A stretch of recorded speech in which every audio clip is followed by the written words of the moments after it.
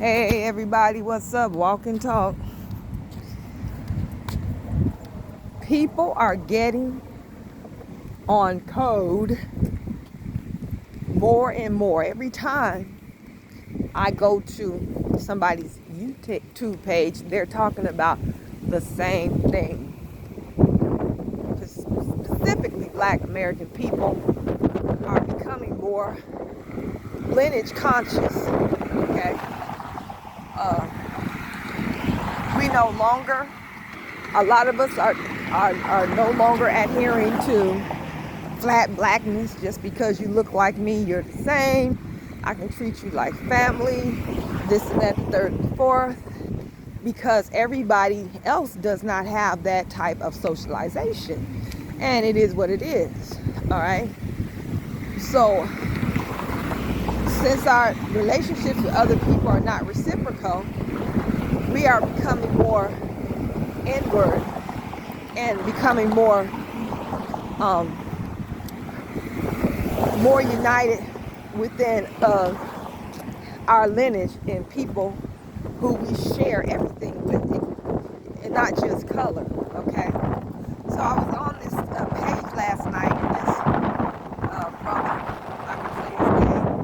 I think he's kind of like too out there. He's into metaphysics, talks about aliens, and he's very prejudiced. He talks about, pale white people, whatever you want to say that.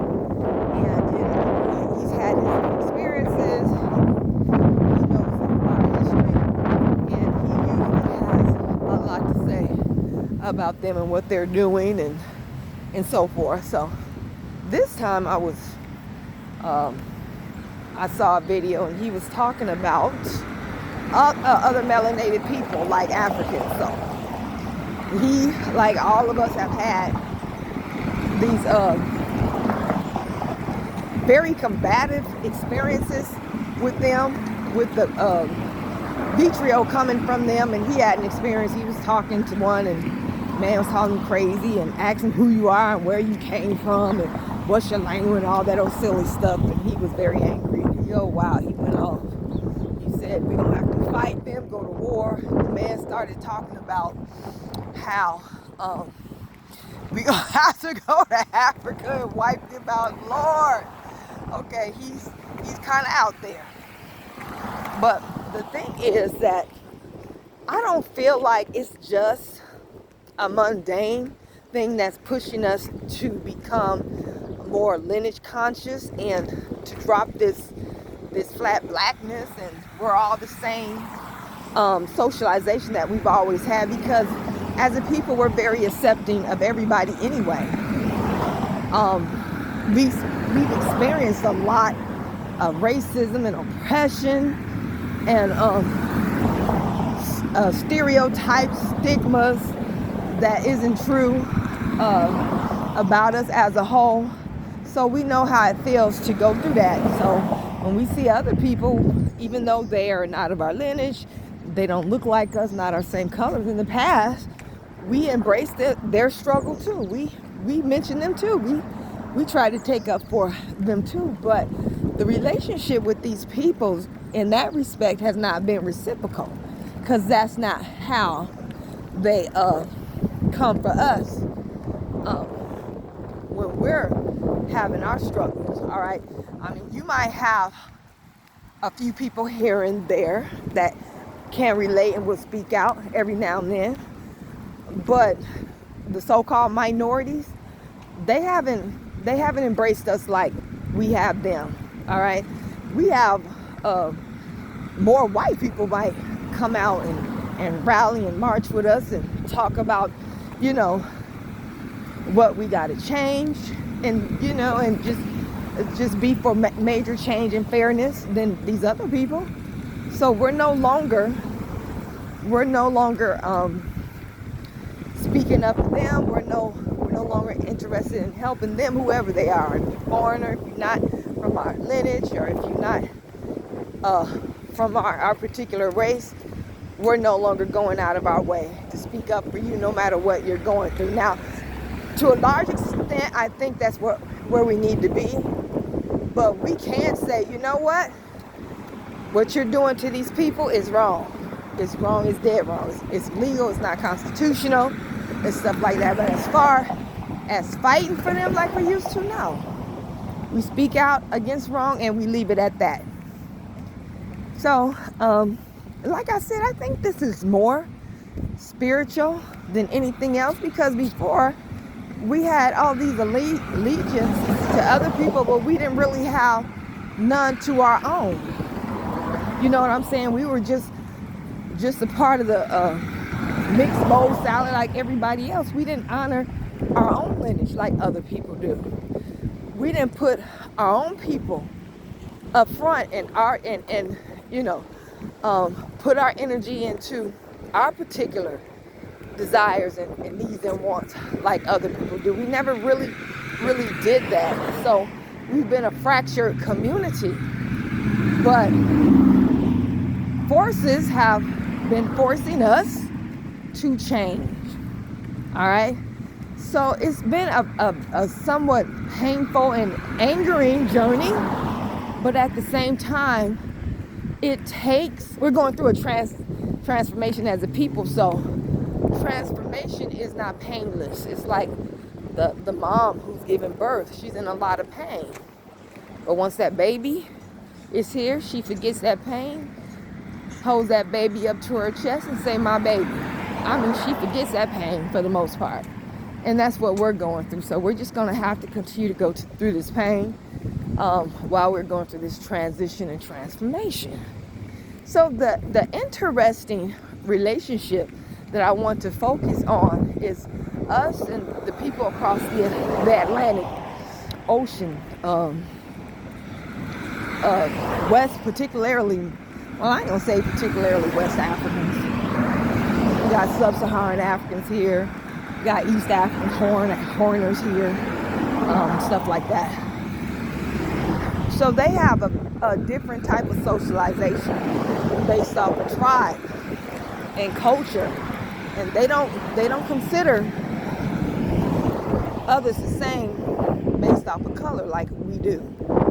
So when they came over here, we just saw them as an extension of ourselves and really didn't pay any attention to the differences in culture and language and stuff like that. But they simply saw us as another tribe. You know what I feel that is happening in a good way? Because there has been a lot of back and forth fighting, especially over the internet, vitriol, a lot of hatred, mainly coming from them. And now we're responding back and stuff like that, like any human being would. The positive thing that I see that's coming out of this is that they are helping us with the process, unbeknownst to them, because they ain't trying to help us in no way. They're helping us with the process of becoming a nation among ourselves and seeing us as a separate entity from others instead of basing our relation to others off of similar skin color. Now we're becoming more if this word applies, more tribal amongst ourselves. All right? And these other people coming here, their children at least are gonna become less tribal and less, violent in that respect, because you know anything about tribalism in Africa, it can get very, very, very violent. All right. What comes to mind? The war in Liberia is basically tribal. The Iroquois Liberians have been in Liberia for 150 years plus, and they are still not accepted by the indigenous Africans. Okay, I'm not saying that they're innocent in all that has happened, but that's just the reality.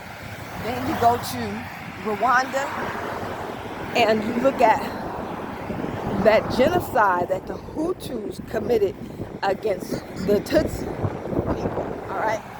Now we always talk about the Hutu on Tutsi genocide, but nobody talks talks about the Tutsi on Hutu genocide that happened before that time. So there was some very bad blood between them. Anyway, can you imagine a tribe of men, and I'm pretty sure women and children, going around with machetes and hacking up other men, women, and children just because they're from a different tribe? All right, and there's so many other examples all around the continent. Intertribal warfare and tribes within nations that don't like each other. The Igbo are Yoruba are hated by the Igbo, and the Hausa and Yoruba hate the Igbo, and all those other tribes in between and stuff like that. They also have a situation where certain nations don't like other Africans from other nations, like for instance the South Africans, for the most part, hate Nigerians. They despise Nigerians. They do not like Zimbabweans, and they don't like Somali and Ethiopian people. And they're called xenophobic because they pretty much don't really like foreigners. So that's the system that they come here with. So it's weird in a way. When they're children, when they come here, of course they still have the adults still have this socialization that they live by, and they teach it to their children that are born here. A lot of them take on that socialization, but some of them don't. More and more of them will become more relaxed around people that are different to them, as opposed to where most of their parents came from in Africa, the socialization. So they're kind of like not losing they shouldn't lose their culture. Culture is a source of pride. Tribe is beautiful, and a lot of respects and aspects. But tribalism, that's kind of going to die off more and more as they stay here and continue to have children. The next generation will become less and less tribal.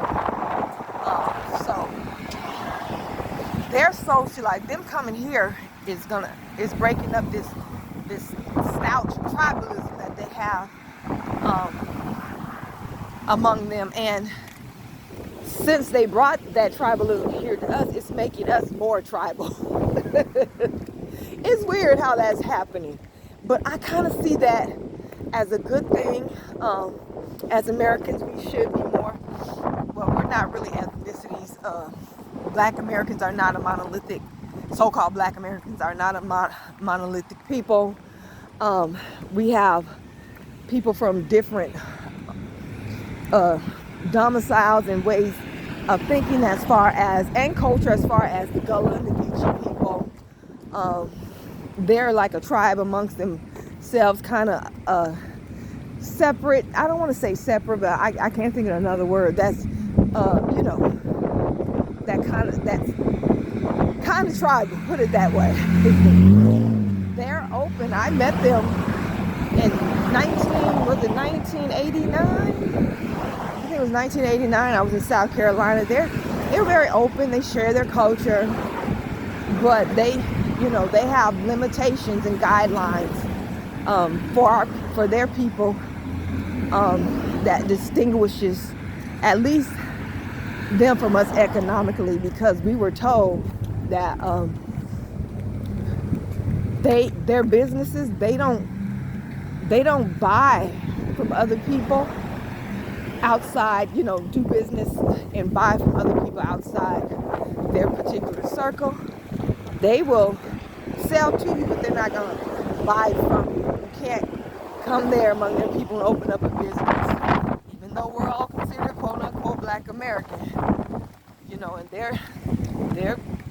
And they'll embrace you to an extent, but they draw a line, which is there's nothing wrong with that. Then you have those of us who never stop practicing their indigenous way of life. They never stop They never forgot their American Indian tribes. And then you have the Hebrew Israelites that have somewhat created their own culture through religion, using religion. You have the Christians that they just out there floating. You have the Muslims who have practically created a culture that is different from the rest of us through religion. And you have all the other sects, the 5%ers, and so many. So we're not monogamous as a people either, but for the most part we still share the same history, the same struggle, language, and alright. So the rest of us who are just in the mix are now becoming more lineage conscious. FBA, I don't know why people are relating FBA to stupid ass Tariq Nasheed. He might have a group of people who are so-called foundational Black Americans that follow him and follow his way of thinking and jargon and all that. But FBA is broad. He's just, you have to separate Tariq's little group from the rest of us. FBA simply means foundational Black American. We are the people who are foundational, the melanated people who are foundational to America. Okay? So the definition of a true American is that you have to be able to find or be able to prove that you have lineage on this land before 1861. All right, that's the definition of a true American. I'm talking about Black Americans. I don't know how white folk, what type of system that they use to distinguish who's a real American for them.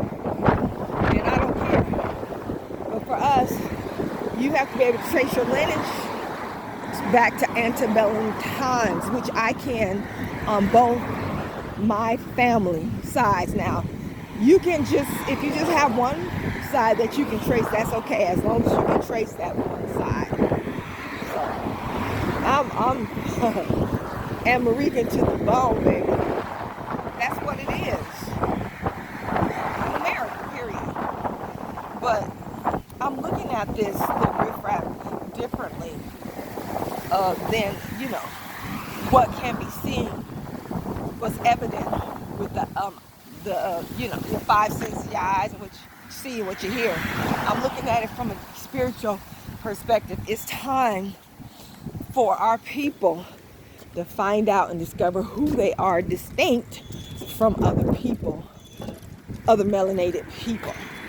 And the Most High, our ancestors and our angels, everybody else who got our back, had to bring enough Africans over here, allow them over here in order to push us to this point of self and race recognition, differentiated from other people. Now, what I don't want us to ever lose is our ability to get along with everybody. We accept everybody. We cool. We can be cool with anybody. We can be friends with anybody. Okay, I don't want us to lose that, but I do want us to get on call with each other and draw a line. Yeah, you my friend, you my homie, but this is where I draw the line. Okay, you cannot economically outperform me. You cannot we're not going to let you economically or politically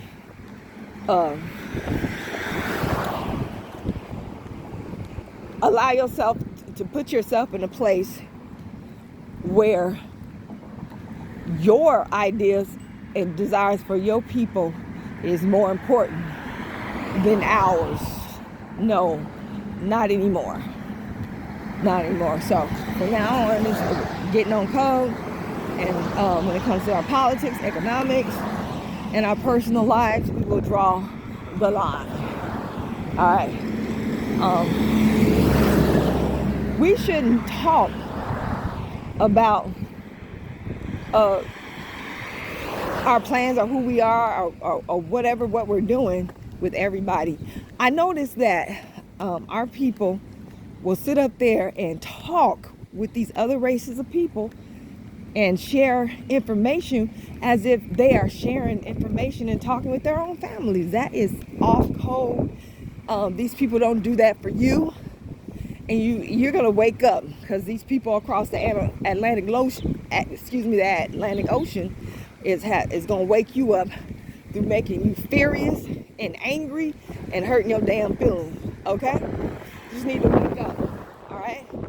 So I don't want us to lose that friendliness. I just want us to be more race conscious, to covet what is ours and go for what is ours, and say, no, this is what we want for ourselves. We're not willing to share with you unless we have to.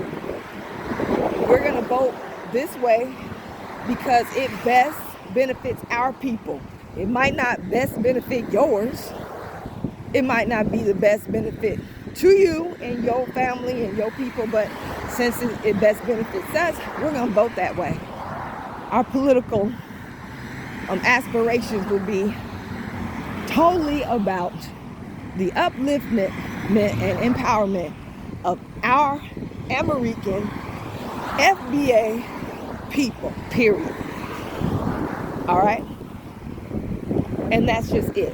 The ancestors say it's time. It's time. So they sent the perfect people over here to push us to doing this, into this realization. All right, but like I said, sometimes your blessing comes disguised. At first, when we got this pushback from these foreigners, these melanated foreigners, we were confused. And what's going on? It's like weird, because we couldn't understand other melanated, quote unquote, black people coming at us like a virile white racist person and use, white racist talking points against us and don't like us off the bat. That's weird to us.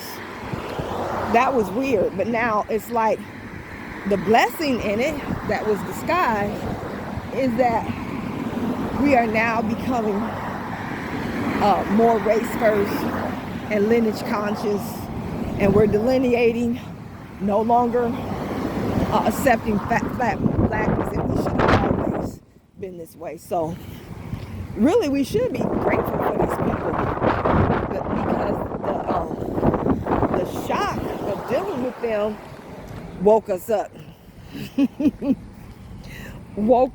And now we're on the path to becoming more, I'm gonna say, more successful, more concerned about what's best for us as opposed to what's best for everybody, especially people who look like us. No, you're not us.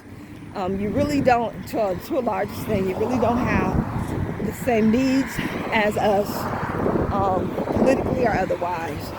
So you go your way and we go our way. That is a blessing in disguise, because for so long, for some strange, weird reason, black, quote unquote, black Americans were socialized against each other. I don't know how that happened, but now we're socializing ourselves as a national entity towards each other and towards all of our other counterparts that, believe differently, like the Muslims, Hebrew Israelites, are not, believe differently as far as religious and philosophical differences.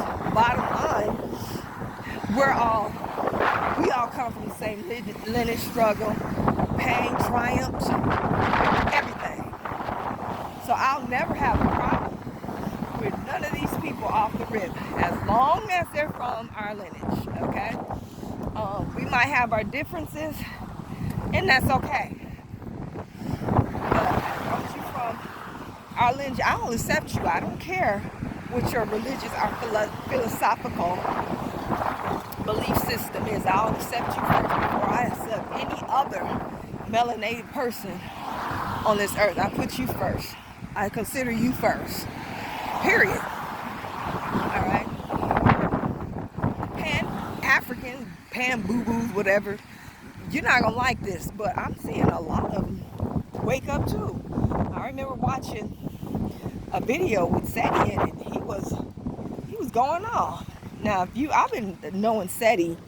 I met Seti over 20 years ago, well over 20 years ago in Detroit, because I used to live in Detroit. I actually met him and his wife and kids and stuff. And I've been watching his videos and podcasts for years, for decades, couple of decades. And he's always been pro-black, pan-African to the core. But he did this video and he talked about how these other people from across the Atlantic Ocean, how they talk to us and things that they do. He's like, we don't do you like that. We don't talk greasy like to you like that. And he said something, I was shocked. First he called them tethers, something I never thought he would do. And he said, you know what, I just want all the immigrants to go back to where they came from. I don't care what color you are. That is not how Seti, the Seti that I've been knowing for over 20 years. That's not his jargon, his way of thinking. But now these people are forcing us to delineate. And it's a blessing in disguise. I'm here for it. I'm excited. I'm very excited about the future and our people.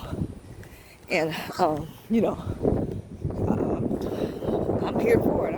I'm happy. I'm getting happier about the day every time I see another one of us, whether they were originally Pan-African or fat, flat, black thinkers, are not saying, no, we're not the same. You're not like us.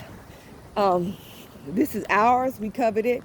You can use it if you enjoy it, but don't try to take it. It's ours. We're claiming what's ours and not just letting anybody come in and harbor it and try to claim it as their own and allowing it just because they look like us. No, that's over. That's over forever. So I have to say thank you, African. You helped us out. You didn't know that you were helping us out. You didn't know that because it was a spiritual movement, a movement that no one could see with their eyes, with their five senses. And you were used to put us on this path. So I am grateful to you. FBA, Lineage, from now on and forever. Delineation, from now on and forever. Peace.